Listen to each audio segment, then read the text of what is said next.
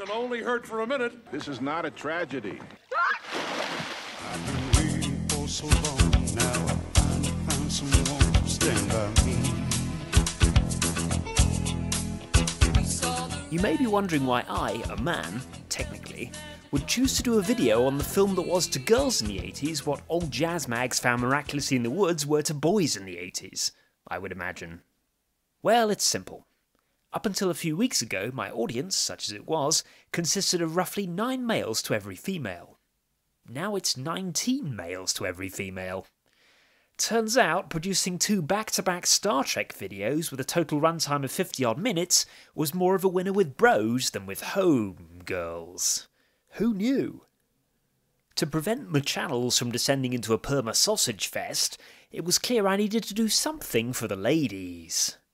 Luckily, being possessed of a keen insight into the female mind to rival Mel Gibson's, You want the fucking dress, you want the tickets, you want the fucking equipment. I knew exactly what was required. I had to waffle on about a 1987 VHS staple in which a glorified drifter named Johnny Castle sweats a lot and shags a miner.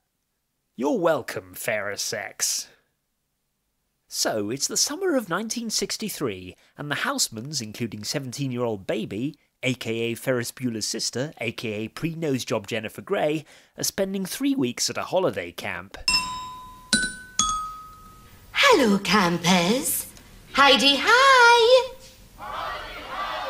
Okay, it's more of a resort than a camp, and it's in the Catskills, not Essex. Same diff. Baby is a rather naive daddy's girl who, since Daddy is a wealthy Jewish doctor and it's 54 years ago, enjoys some legit white privilege, and who also presumably has never so much as glanced at a gentleman's undercarriage. Oh, is that gonna change? Wait a minute, is that... It is! No. After they're greeted by resort owner Mr. Kellerman and Baby helps out a helpy helperton, it's off to the gazebo for a merengue class, in which our heroine puts several feet wrong. I mean, she's the last person you'd expect to become a great dancer. What a crazy notion. That evening, Baby heads up to the main house where we hear a slowed-down instrumental version of a certain tune. And just for a moment, even a cynical man may get the impression he's watching a classic. Just for a moment, mind. She proceeds to eavesdrop on a staff meeting. Murray, present. And learns there are 2 kinds of help at Kellerman's.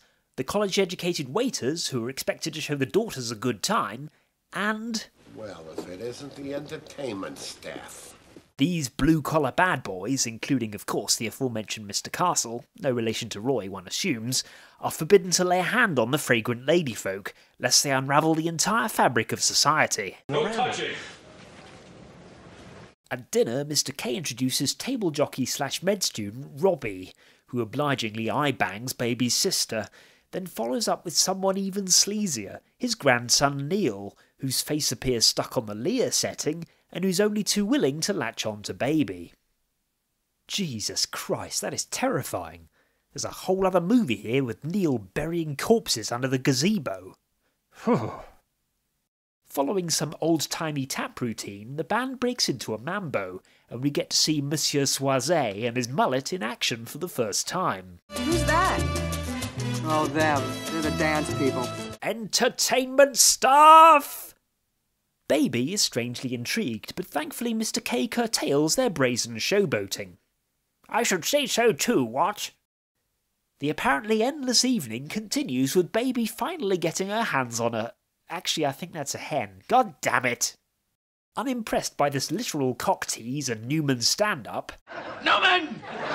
She opts to go for a stroll instead, and mysteriously ends up by the staff quarters, where some kind of shindig is in progress.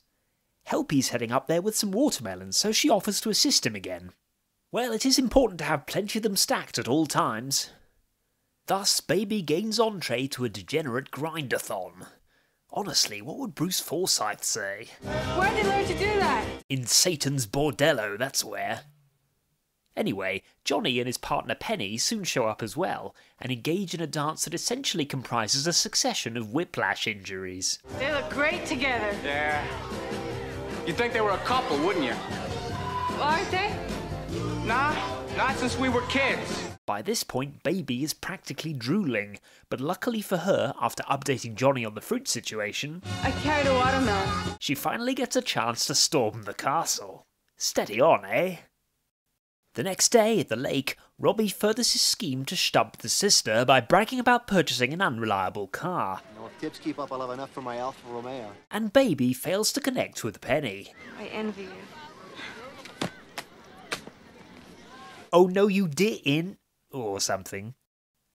Post-nightfall at the gazebo, a busty MILF makes it abundantly clear she'd also like to ride the J-train, and Neil radiates some more douchery before leading Baby away for a pre-murder hair fondle. Is it weird that I'm distracted by his jacket?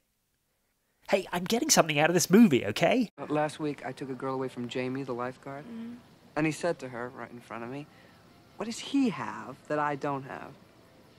And she said, 2 hotels. Yeah, well I had 3 in Monopoly the other day and you don't hear me bragging about it. That is a nice jacket though. Surprisingly indifferent to the spectacle of Robbie and the sis returning from a spot of Weinsteining in the woods, they adjourn to the kitchen, where Baby spies Penny snivelling in the dark. Having ditched the psycho, she tells Helpy, who tells Johnny, and the 3 of them head off to sort it out. What's wrong? What's the matter with her? She's knocked up, baby. Billy, What's he gonna do about it? what's he gonna do about it? Oh, it's mine, right? Right away you think it's mine. Apparently it's not his. Back at the staff quarters, Baby learns it was that dastardly Robbie what done the deed, and that Penny can't afford an abortion, then demonstrates yet again that she really needs to check her privilege. But if it's Robbie, there's no problem. I know he has the money. I'm sure if you tell him. He knows.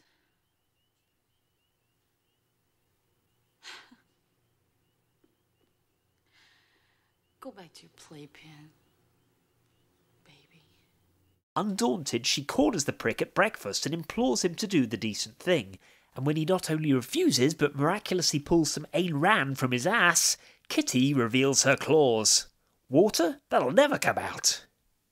Next stop, Daddy, who's only too happy to cough up $250, about $2,000 in today's money, for his little princess, with no idea what it's for.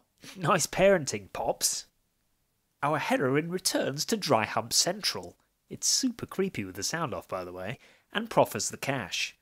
Johnny is rightly unimpressed, but urges Penny to take it.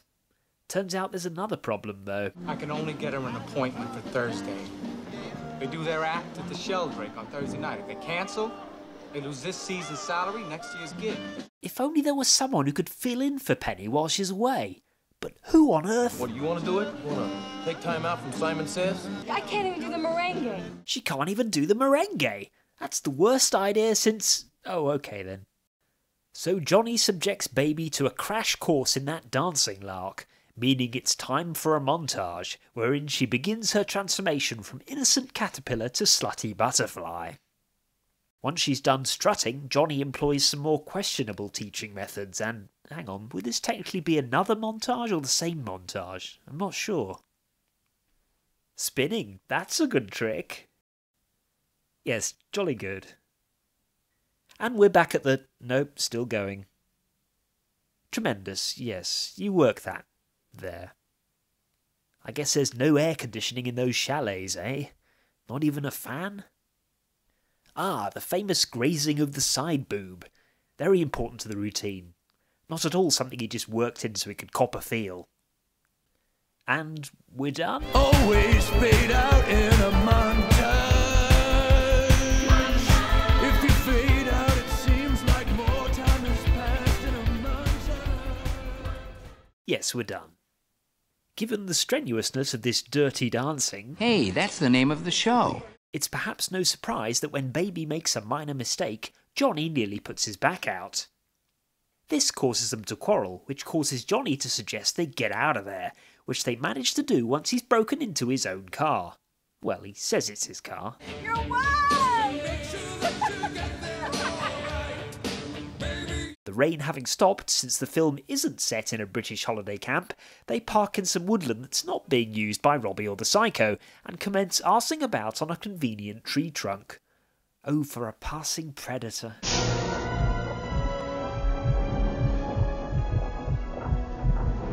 They then start dancing again, and god damn it, it's another montage, isn't it? Anytime, Predator. Anytime. Did you know that Ghostbusters 2016 director Paul Feig played a bellboy in the short-lived Dirty Dancing TV series? Yep, that happened. Some nipples there. I'm awake! I'm awake! Finally, the big day arrives, and after picking up some shit for an apparently nice old lady, Baby and Penny have a heart-to-heart in the dance studio locker room. Scared. I'm so scared, baby. Don't worry. You'll be fine. She wasn't. That evening, Baby gets Sis to cover for her, and then it's off to the Sheldrake for some mambo magic. Oof. I guess Penny isn't the only one who's getting an abortion. I look forward to your comments. Thankfully, Baby gets it together, more or less, and while she chickens out of doing the lift, the performance is good enough for the stiffs in the audience. On the way back, Johnny does some not-so-subtle perving in the rear view, and there's a palpable sexual tension between them. Alas, this happy mood is instantly dispelled when they discover Penny was operated on by the worst doctor since Matt Smith. Apparently. And I watched that shit. Baby naturally runs and gets Daddy, who squares it all away with an efficiency to rival that of his near namesake, but in the process gets the wrong idea about Johnny. Who's responsible for this girl? I am. Please, is she... And subsequently puts his foot down. You're not the person I thought you were, baby. I'm not sure who you are, but I don't want you to have anything to do with those people again. But can I just explain? Nothing. You're to have nothing to do with any of them ever again. Sadly, this tough talk is about a week too late, and Baby instead does the exact opposite. I guess she really wants that juicy shack meat. Johnny, I came here because my father... You know, the way he saved her, I mean, I could never do anything like that. That was something. I mean, the reason people treat me like I'm nothing is because I'm nothing. That's not true. You are not scared of anything. I don't know. Me, I'm scared of everything. I'm scared of what I saw. I'm scared of what I did, of who I am. And most of all, I'm scared of walking out of this room and never feeling the rest of my whole life the way I feel when I'm with you. Oy vey. So she asks him to dance with her, and he obliges. Oh, Mr. Fairbrother. And now they're fucking. Now? Okay, now. The next morning, Daddy announces that they'll be leaving early, and who can blame him, but is guilted into allowing the ruination of his family to continue. Hooray? Having refueled, Baby checks in on Penny, who's recovering nicely, and who soon gets another visitor as well. It's lucky the script neatly avoids presenting Baby with any moral grey areas, or this would be awkward. How'd it go last night? Good. Fine. I didn't do the lift, but it was good.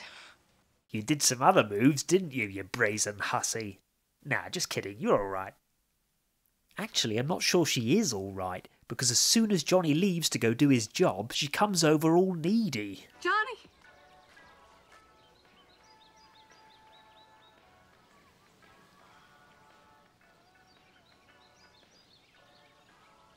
Run, Johnny, run! Oh, Johnny. Now they've exchanged fluids, the pair get to know each other, because that's how it works. Johnny reveals he's deeply traumatised due to countless female guests having thrown themselves at him. That's all right. I understand. You were just using them, that's all. No, that's not it. That's the thing, baby. See, it wasn't like that. They were using me. Boo-hoo. And Baby tells him her real name. Francis. Francis? I think that'll help stamina-wise. Back at Casa Houseman, Frank, who presumably has showered in the interim, learns that Sis intends to trump her strumpetry by putting out for Robbie. A baffling decision, to say the least. Sis won't listen to reason though, so whatevs. Then it's off to the dance studio again, and what purpose does this scene serve exactly? I guess this is like a mostly intact men's world stashed under a log, for girls. Very, oh thank God it's the Psycho. Neil tells Johnny he's in charge of the end-of-season show and he wants to try something new for the final dance. Johnny briefly gets excited, but of course this isn't a discussion. Whoa, boy, you're way over your head here. Now, I thought you always do the mambo, huh? And why not dance this year's final dance to the pachanga? Right. I don't know, looks alright to me. Johnny's not happy though, and outside he vents his frustration to Baby. Our plucky heroine urges him to stick to his guns, which, as Johnny angrily explains, is easy for her to say. Then she hides them both from her father, not only undermining her own message, but causing Johnny to fear she's just like all those other women. I don't think that you ever had any intention of telling him. Ever. To the sulking shed! I may end up overusing that. This brief falling out lasts about as long as a hipster in a cage fight, and speaking of fisticuffs, they're what's on the menu when Robbie shows up in a cricket jumper and acts like a total cock as usual. How's that, you quasi-British fuck? With objectivism thus refuted, we cut to a rehearsal for the big show, where Johnny gets practically slobbered on by the MILF, before her poker-playing husband pays him to poke her, effectively, that evening. Alas for Shoshana Humpalot, however, our working-class hero returns the cash, while Baby looks on smugly. We next briefly focus on the sister, who, after proving she can rival Zooey Deschanel in the adorkability stakes, heads to Robbie's to finally get to grips with his fountainhead. Turns out she's been beaten to it, though, by none other than the MILF. I'm sure they're just discussing Rourke's magnificent erections. Then it's back to the other love shack, where Johnny reveals he's had a dream in which Baby's dad put his arm around him. After spending the rest of the night processing that, Baby leaves to rejoin her family, just as Humpalot is commencing her own walk of shame. I'm sure there'll be no Oh.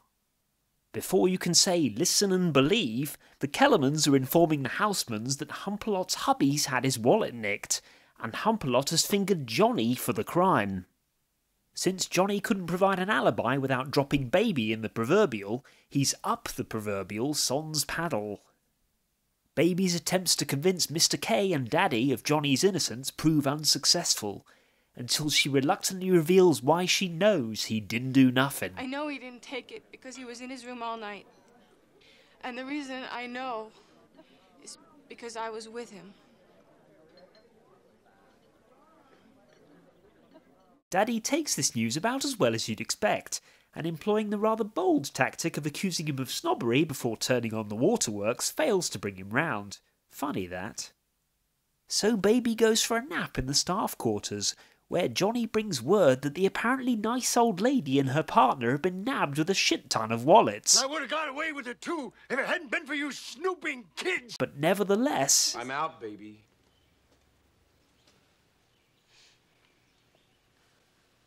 They fired you anyway because of me.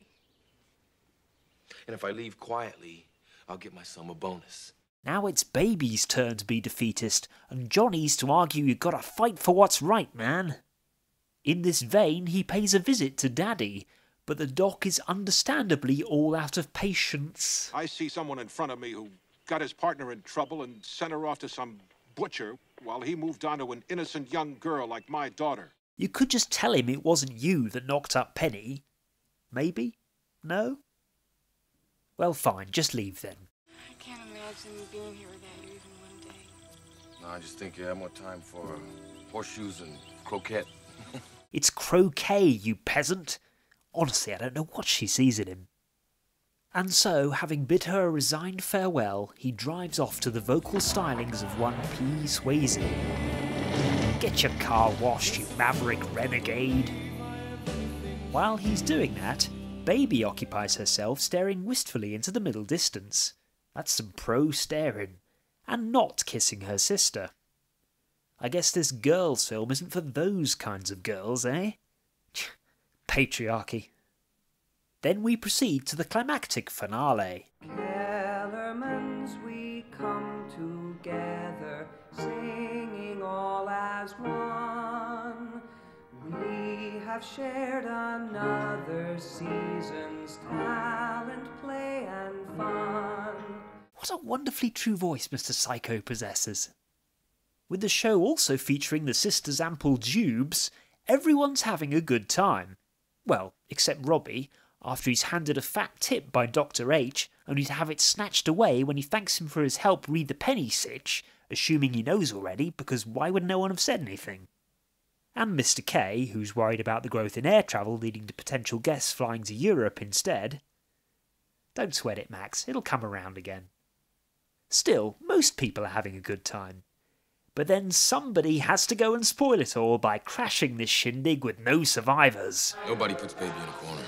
She's not in a corner, she's next to one of several pillars positioned at intervals along the wall, which may or may not be load-bearing. But I guess that's not what the cool kids are saying, right? No one's listening to me.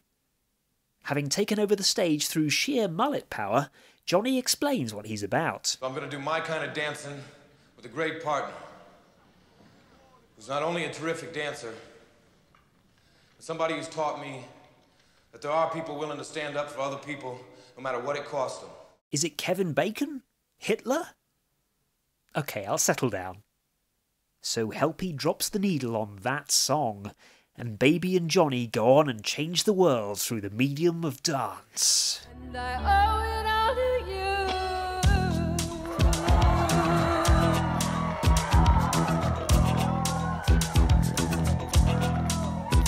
I've been waiting for so long. You understand I can't show the whole thing, so that's got to be tough on the old knees. Did they all practice this beforehand? Where were this lot when Johnny needed a partner for the Sheldrake gig? They were all busy? Okay. The lift! All those montages paid off. I'm very emotional right now. And then it descends into a crazy free-for-all, with old ladies and even Neil joining in.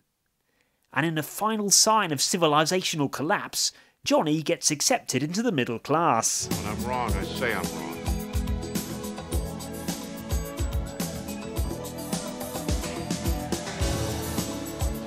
You look wonderful out there.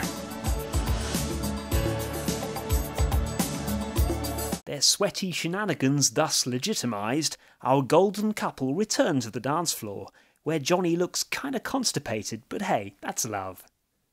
And there you have it, the origin story of that pedo in Donnie Darko. But seriously, there's one important question that still needs answering. Have I had the time of my life? Have I never felt this way before?